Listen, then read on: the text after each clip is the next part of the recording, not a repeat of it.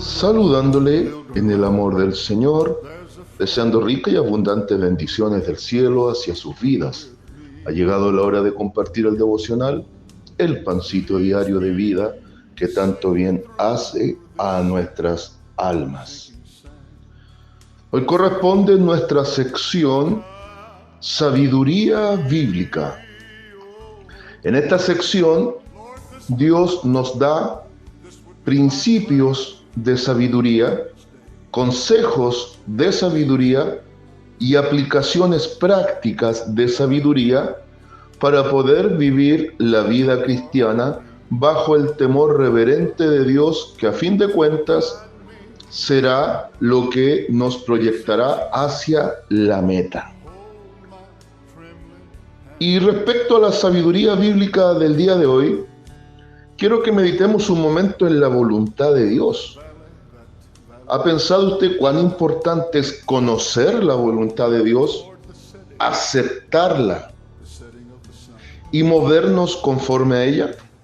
Pues bien, hubo un hombre de Dios que hizo una petición muy, pero muy importante, que yo creo que cada uno de nosotros, los hijos de Dios, que profesamos una fe genuina, la fe correcta, en la persona correcta, los cristianos, debiésemos pedir lo que un día pidió David.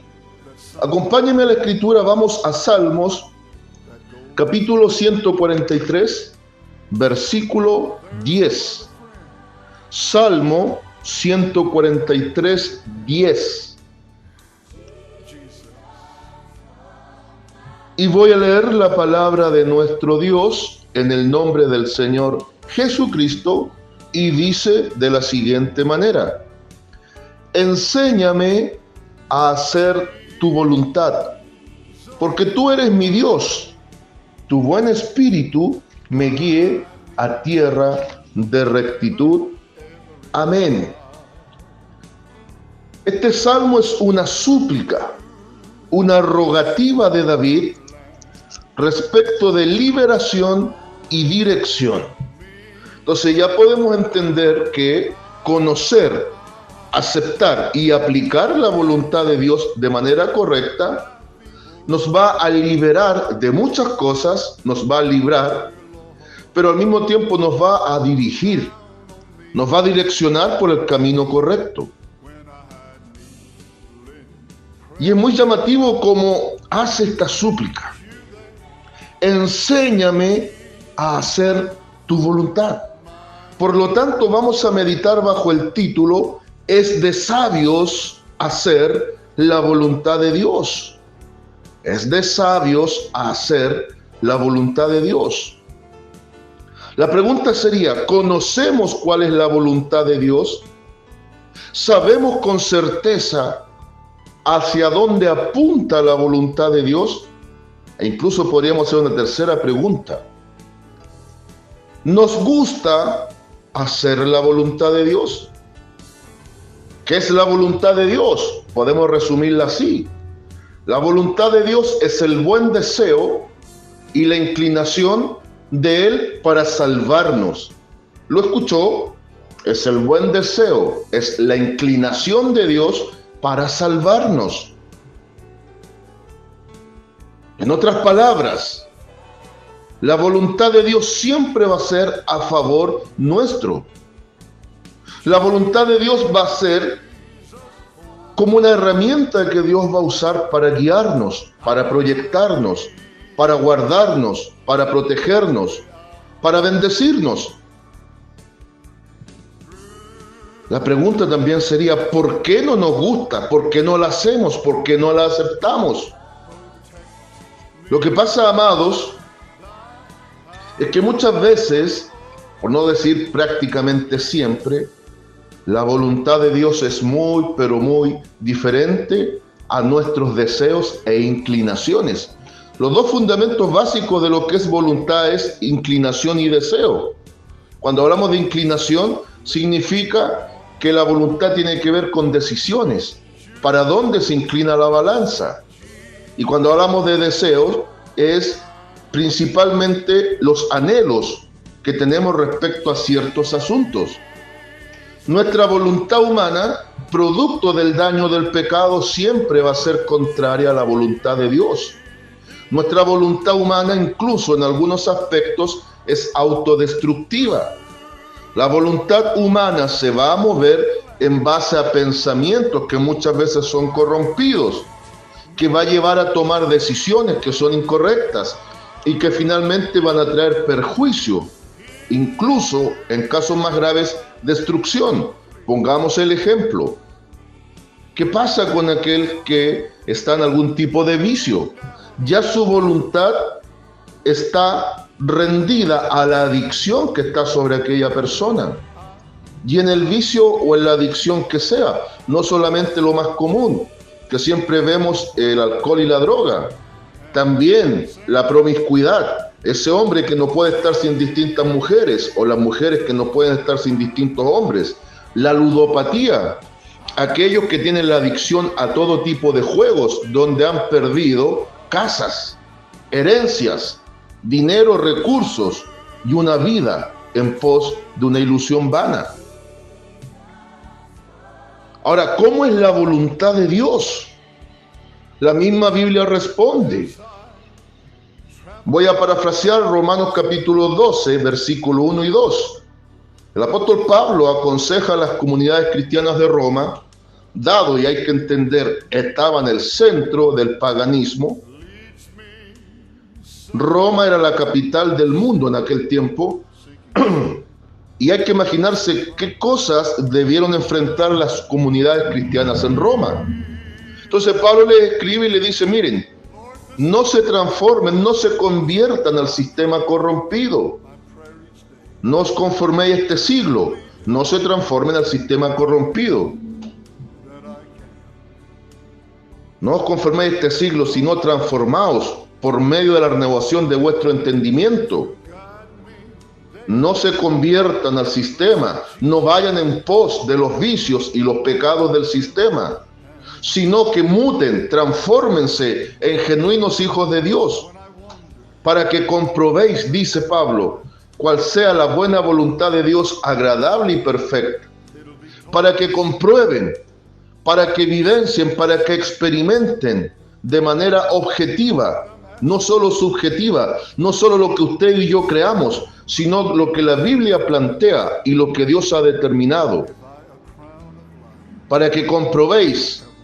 Y presenta tres cualidades únicas de la voluntad de Dios, para que comprobéis cuál sea la buena voluntad de Dios, agradable y perfecta. Entonces la voluntad de Dios es buena, es agradable y es perfecta, reflejando el carácter de Dios. Un Dios bueno quiere cosas agradables y un camino perfecto para sus hijos. Y vuelvo y pregunto nuevamente, dadas las características y beneficios de la voluntad de Dios sobre la vida de los individuos que han entrado en relación con Él, ¿por qué no nos gusta aceptarla?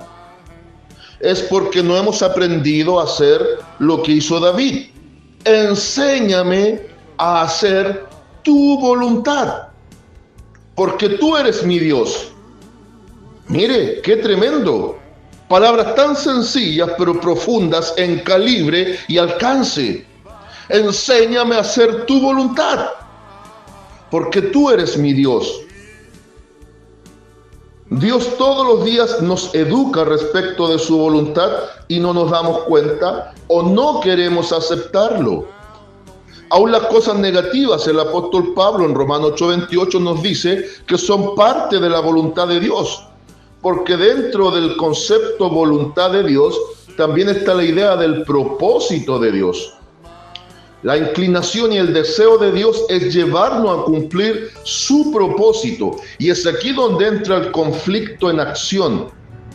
No necesariamente el propósito de Dios tiene que ver con nuestros anhelos, deseos y sueños. Solo si nuestros deseos, anhelos y sueños están acorde a la voluntad de Dios dentro del propósito que tiene para nosotros, se van a cumplir. Y como a veces no vemos cumplida nuestra voluntad en anhelo, deseos y sueños, no aceptamos la voluntad de Dios. Y como nuestra mente es contraria a los pensamientos de Dios, nuestra mente natural, es indispensable que el único que nos va a enseñar a hacer la voluntad de Dios es el Espíritu Santo a través de la palabra inspirada. Pablo dice en distintas secuencias de sus cartas que la voluntad de Dios es la santificación, que la voluntad de Dios es la salvación, que la voluntad de Dios es hacernos crecer, y vamos redundando en eso. Y después el salmista dice: tu buen espíritu me guíe a tierra de rectitud. Se fija cómo David, en un tiempo tan pretérito, tan lejano, aproximadamente no menos de 1000 años antes de que el surgimiento del Señor Jesucristo en la escena humana fuese una realidad, ya tenía muy claro que por voluntad propia, que por capacidad humana inherente, iba a ser imposible que él no solo conociera la verdadera voluntad de Dios, sino que la llevara a la práctica. Y clama y pide y ruega a Dios que Él le enseñe, que Él le eduque en la voluntad perfecta. Pero él sabía que quien iba a hacer esto era el Espíritu Santo, el cual guía a la tierra de rectitud. Entonces, vamos a ir concluyendo, y son 3 los puntos claves respecto a esto. Número 1, humanamente no sabemos, no entendemos y no queremos hacer la voluntad de Dios. Número 2, la voluntad de Dios es buena, agradable y perfecta y siempre va a redundar y va a apuntar a nuestro beneficio y salvación. Y punto número 3 y clave, debemos rendir nuestra voluntad a la divina. Aunque no entendamos a fondo lo que Dios está haciendo, siempre va a ser para nuestra bendición y beneficio. Así que si quiere crecer, quiere ser guiado y quiere un día gozar en la presencia de Dios, aceptemos humildemente lo que Dios ha propuesto y ha dejado establecido para nuestra salvación. Saludos de paz, amor y bendición desde Longavía a cada uno de ustedes.